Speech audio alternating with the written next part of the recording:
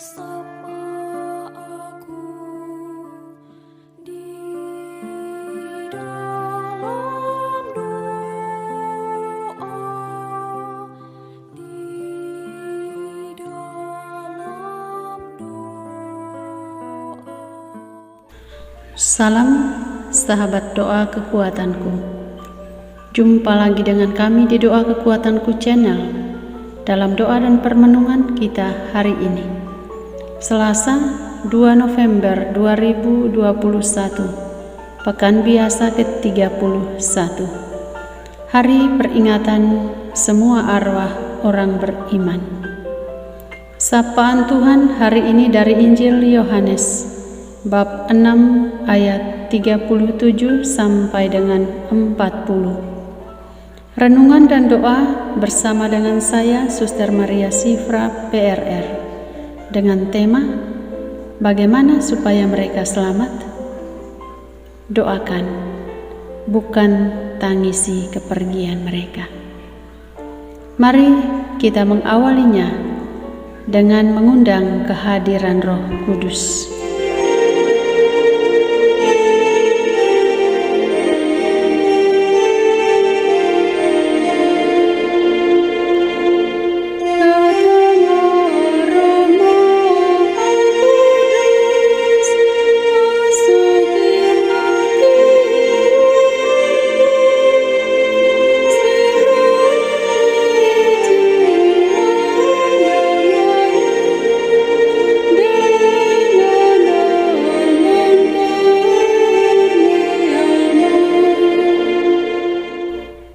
Dalam nama Bapa dan Putra dan Roh Kudus. Amin. Utuslah Roh-Mu ya Tuhan, maka semuanya akan diciptakan lagi. Marilah kita berdoa. Ya Allah, Engkau yang mengajar hati umat-Mu dengan penerangan Roh Kudus. Berilah kami dengan perantaraan Roh Kudus kebijaksanaan yang sejati, serta kurnia selalu merasa gembira atas penghiburannya oleh Kristus Tuhan kami. Amin. Sapaan Tuhan hari ini dari Injil Yohanes bab 6 ayat 37 sampai dengan 40. Roti hidup. Suatu ketika Yesus berkata kepada orang banyak, "Semua yang diberikan Bapa kepadaku akan datang kepadaku, dan barang siapa datang kepadaku, ia tidak akan kubuang. Sebab aku telah turun dari surga, bukan untuk melakukan kehendakku, melainkan untuk melakukan kehendak Dia yang telah mengutus aku. Dan inilah kehendak Dia yang telah mengutus aku, yaitu supaya dari semua yang telah diberikannya kepadaku jangan ada yang hilang, tetapi supaya kubangkitkan pada akhir zaman. Sebab inilah setiap orang yang melihat Anak dan yang percaya kepadanya beroleh hidup yang kekal, dan supaya aku membangkitkannya pada akhir zaman." Demikianlah sabda Tuhan. Terpujilah Kristus. Bagaimana supaya mereka selamat? Doakan, jangan tangisi kepergian mereka. Para sahabatku yang terkasih dalam Kristus, saya memulai permenungan kita hari ini dengan sebuah cerita. Pada suatu hari, seorang anak perempuan kehilangan ayahnya. Ayahnya meninggal dunia karena lanjut usia. Si anak perempuan ini setiap hari menangis karena rindu pada ayahnya. Dalam kesedihannya, ia terus berdoa dan minta pada Tuhan, "Tuhan, tolong pertemukan saya dengan ayah saya. Saya ingin bertemu dengan dia." Setiap hari, si anak perempuan terus meminta hal yang sama pada Tuhan. Dan akhirnya suatu hari, Tuhan datang dan katakan padanya, "Oke, mari engkau ikut saya. Saya akan bawa engkau untuk bertemu dengan ayahmu." Lalu pergilah si anak perempuan ini bersama dengan Tuhan. Tuhan membawanya ke suatu tempat yang indah. Di sana terdapat kumpulan banyak orang. Tempat itu bercahaya dan sangat indah. Semua yang ada di tempat itu memegang lilin bernyala. Tuhan lalu berkata kepada si anak perempuan itu, "Di sana ayahmu, silakan bertemu dengan dia." Lalu dengan gembiranya, si anak perempuan ini pergi mendekati ayahnya. Setelah dekat dengan ayahnya, selain rasa gembira, ada tanda tanya dalam hatinya. Dia bilang pada ayahnya, "Ayah, saya bahagia bisa bertemu dengan engkau di sini. Tapi saya heran, kenapa yang lain pegang lilin bernyala, tapi lilin ayah mati?" Lalu ayahnya menjawab, "Anak, sebenarnya lilin ini bernyala, tetapi setiap kali saya nyalakan, mati lagi. Setiap saya nyalakan, mati lagi, dan begitu terus." Anaknya bertanya lagi, "Mengapa begini, ayah?" Lalu sang ayah menjawab, "Anak, lilin ayah dimatikan oleh air matamu. Setiap kali ayah nyalakan, lalu mati lagi karena air matamu siram dari atas." Lalu si anak perempuan ini terdiam sejenak. Ayahnya berkata lagi pada dia, "Jadi sekarang engkau pulang dan jangan menangis lagi. Biar lilin ayah tidak padam terus. Biarkan ayah bahagia di sini." Demikianlah sekilas cerita yang kiranya dapat menginspirasi kita untuk memaknai hari peringatan jiwa semua orang beriman hari ini. Sahabat-sahabatku yang terkasih dalam Kristus, kita yang masih hidup di dunia ini disebut gereja pesiara. Iman kita pada Tuhan Yesus yang wafat, sengsara dan bangkit mengajarkan kita bahwa ada kehidupan baru setelah di dunia ini. Kematian bukanlah akhir kehidupan, melainkan fase di mana ada hidup baru. Hidup tidak dilenyapkan oleh kematian, tetapi hanya diubah. Janji akan hidup kekal itu bukan sembarang janji, tapi itu adalah sebuah jaminan yang tidak perlu diragukan. Jika Yesus yang kita imani mati dan bangkit, mengapa kita ragu akan kebangkitan setelah kematian? Mengapa kita ragu akan janji hidup kekal? Para sahabatku yang terkasih, persekutuan hidup kekal di surga bersama Allah disebut Gereja Jaya. Gereja Jaya itu persekutuan semua orang kudus yang kita rayakan kemarin pada setiap tanggal 1 November. Suasana dalam Gereja Jaya salah satunya seperti digambarkan dalam cerita tadi. Di sana hanya ada sukacita, hanya ada cahaya, hanya ada kebahagiaan. Untuk itu, kematian tidak harus diisi dengan air mata sebenarnya, tetapi harus diisi dengan doa dan mohon belas kasih Allah. Air mata hanya menghambat perjalanan mereka ke tempat yang penuh cahaya itu. Air mata hanya memadamkan lilin yang harusnya bernyala setiap saat.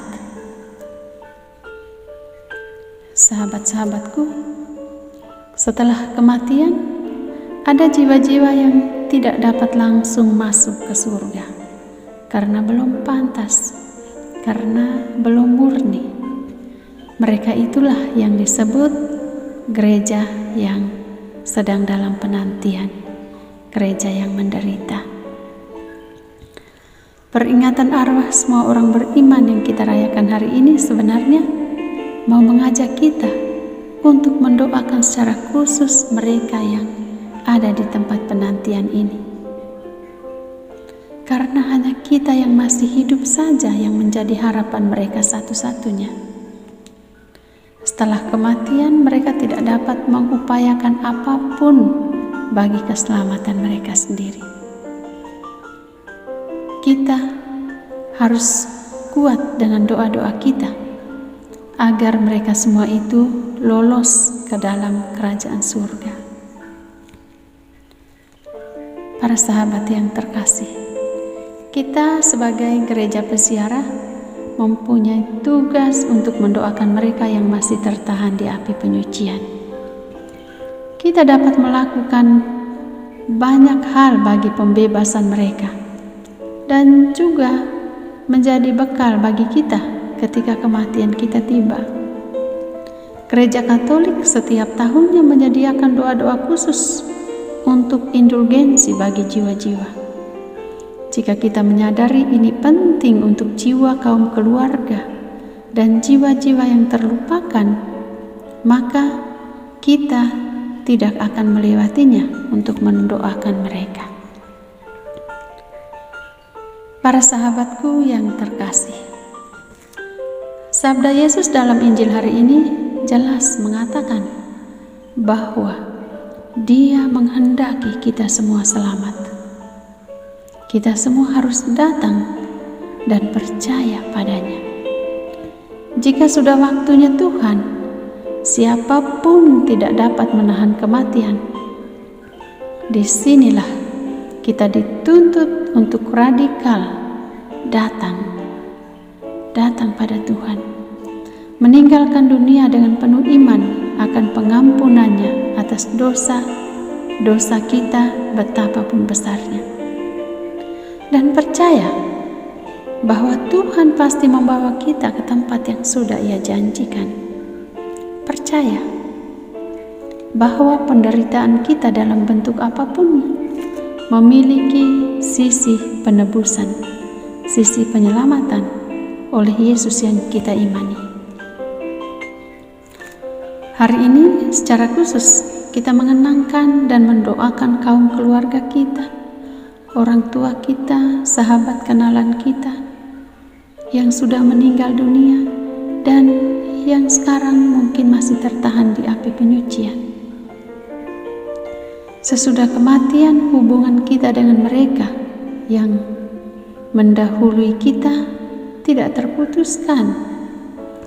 Cinta kita kepada mereka harus diteruskan melalui doa yang tanpa henti dari kita. Ketika mereka telah memperoleh keselamatan dan bergabung dalam persekutuan gereja jaya, merekalah yang akan mendoakan kita.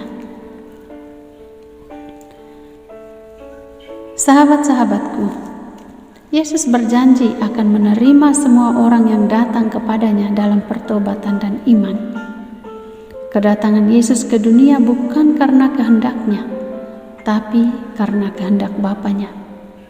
Karena kasih Allah yang besar bagi kita manusia yang berdosa ini, siapa saja yang datang padanya dan percaya padanya akan memperoleh keselamatan kekal. Mari para sahabatku, kita ingat orang-orang kekasih kita. Kita ikuti doa indulgensi yang disediakan oleh gereja untuk keselamatan jiwa mereka. Tugas kita adalah mendoakan mereka, bukan menangisi kepergian mereka. Jangan padamkan cahaya abadi dan kebahagiaan mereka dengan air mata kita. Tapi biarkan mereka lolos menuju tempat bahagia itu dengan doa-doa kita. Tuhan memberkati. Marilah kita menyampaikan permohonan-permohonan kita. Kami berdoa kepadamu ya Tuhan, untuk jiwa kaum keluarga dan leluhur kami yang telah Engkau panggil menghadap hadirat-Mu. Oleh kerahiman dan belas kasih-Mu, selamatkanlah jiwa mereka. Marilah kita mohon, kabulkanlah doa kami ya Tuhan. Kami berdoa untuk jiwa-jiwa yang terlupakan di api penyucian. Semoga mereka yang telah lama menanti, yang tidak diingat oleh keluarga, mendapatkan belas kasih-Mu ya Tuhan. Marilah kita mohon, kabulkanlah doa kami ya Tuhan. Bagi mereka yang sedang dalam sakratul maut, semoga mereka tenang dan damai jika sudah waktunya untuk Engkau ambil kembali dari muka bumi ini ke pangkuan-Mu ya Tuhan, dan ampunilah dosa-dosa mereka. Marilah kita mohon, kabulkanlah doa kami ya Tuhan. Mohon keajaiban Tuhan untuk menghentikan aksi kekerasan yang sedang terjadi di Intan Jaya, Papua. Semoga semua pelakunya boleh bertobat dan kembali ke jalan yang benar. Marilah kita mohon, kabulkanlah doa kami ya Tuhan. Kami persembahkan kepadamu Tuhan, intensi pribadi dan keluarga kami.